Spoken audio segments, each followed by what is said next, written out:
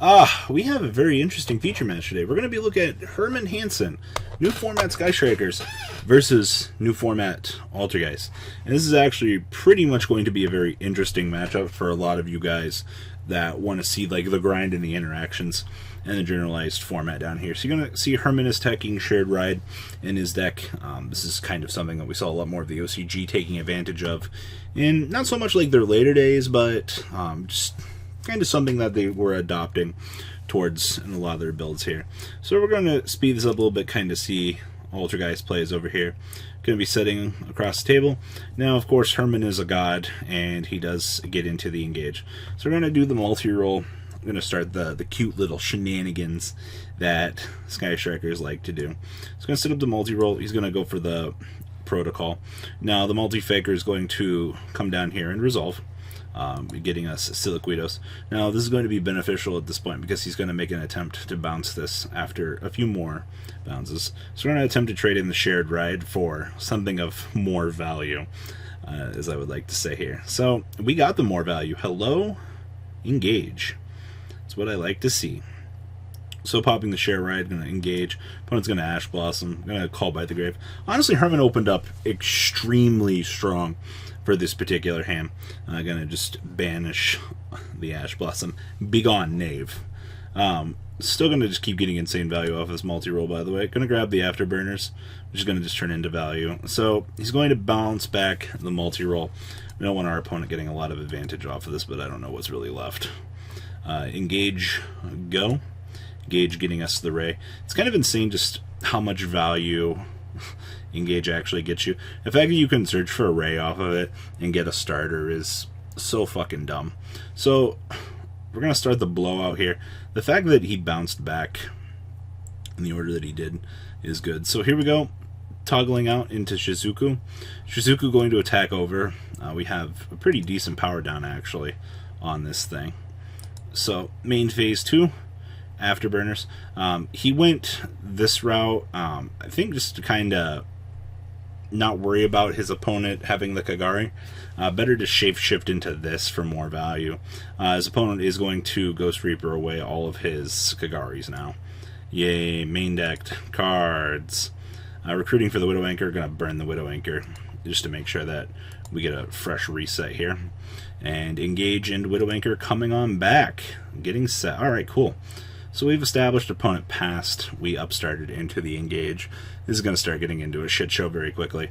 It's very intriguing to see the amount of hand traps that our Altergeist friend is main decking. The fact that he's maining Ghost Reaper for this format is relatively interesting. I think it's more of a localized meta call, though.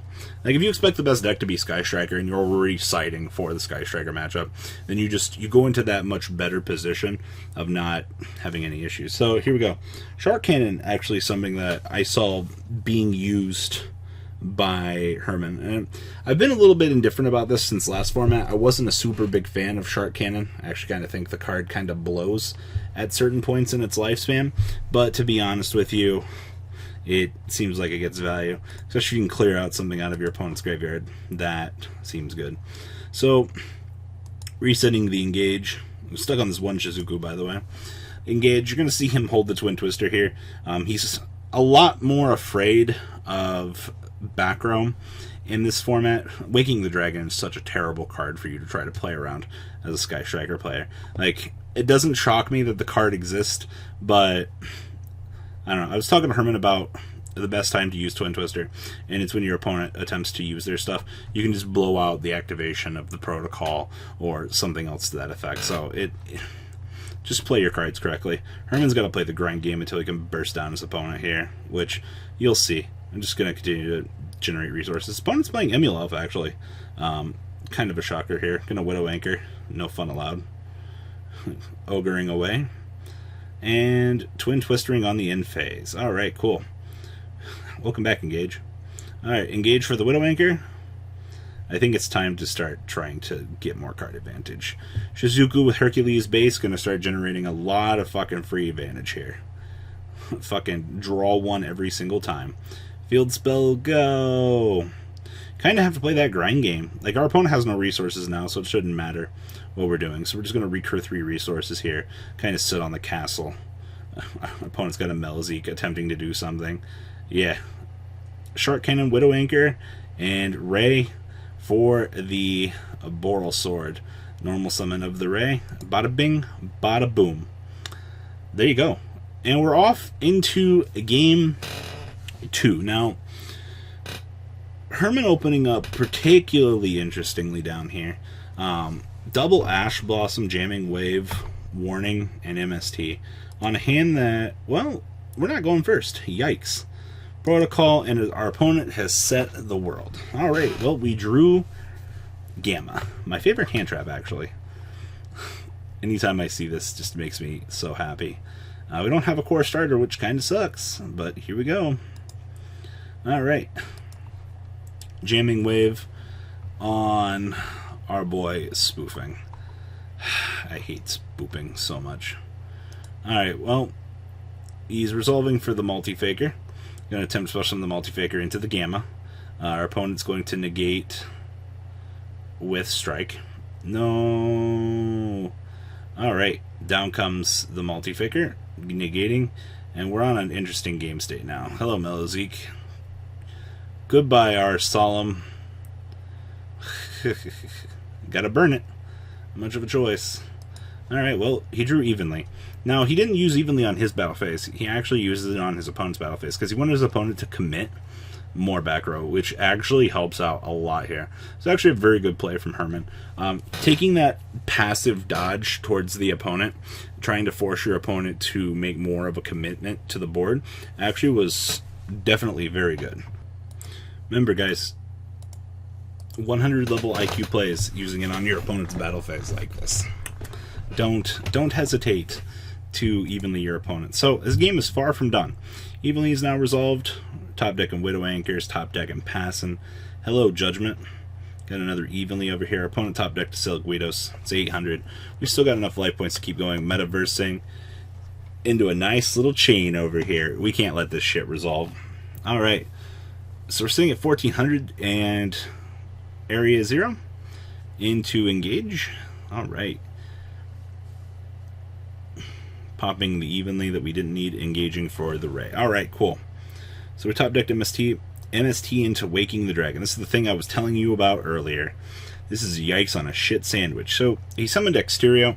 Exterio is going to kind of put a damper in fucking a little plan over here. While this card's face up on the field, you can negate the activation of a Spawn Trap card and destroy it by removing one card from your graveyard and then sending the top card of your deck to the graveyard. This thing's not once per turn. So the dragon is lit up. And now we begin our conquest to not die to said Exterio. So, Ray coming down, gotta attack over Zilguidos.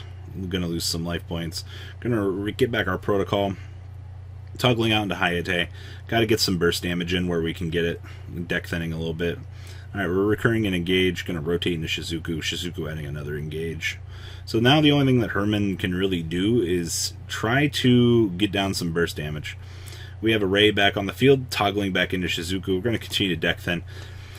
He's got to try to get as many spells in his graveyard as he can for the power downs. And I mean, why would our opponent not negate probably one of the most powerful cards in our deck? So, going to just continue to pray here.